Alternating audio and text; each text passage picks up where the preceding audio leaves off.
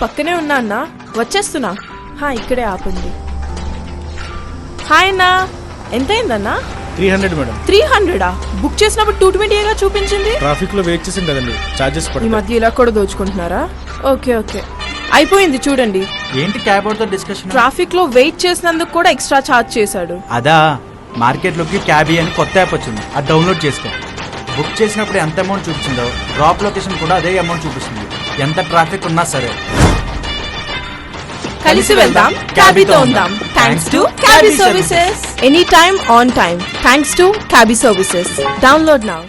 YCP దుర్మార్గ విధానాలు అనేకం ఒక్కొక్కటిగా వెలుగులోకి వస్తున్నాయని, వాటన్నిటినీ కూటమి ప్రభుత్వం కూకటి వేళ్లతో పెకలించేస్తుందని ఏలూరు ఎమ్మెల్యే బడేటి చంటి హెచ్చరించారు. ప్రజలకు జరిగే అన్యాయాన్ని ఏమాత్రం సహించబోమని ఆయన కుండబద్దలు కొట్టారు.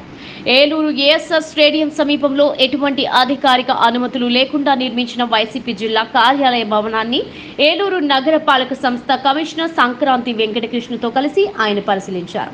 ఈ సందర్భంగా ఎమ్మెల్యే బడేటి చంటి మాట్లాడుతూ, ప్రభుత్వ సొమ్మును దుర్వినియోగం చేసి దాన్ని తమకు లబ్ధిగా మార్చుకోవడంలో వైసీపీ నాయకులు సిద్ధహస్తులని ధ్వజమెత్తారు. రాష్ట్ర వ్యాప్తంగా వైసీపీ కార్యాలయాల పేరిట ఆ పార్టీ నేతలు అక్రమ ప్యాలెస్లు కట్టుకోవడమే దానికి నిదర్శనమని పేర్కొన్నారు.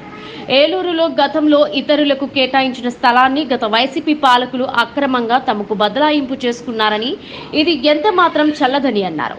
వైసీపీ పాలకులు నేతలు తమ ఆగడాలతో అధికార దుర్వినియోగానికి కూడా కారకులయ్యారని మండిపడ్డారు.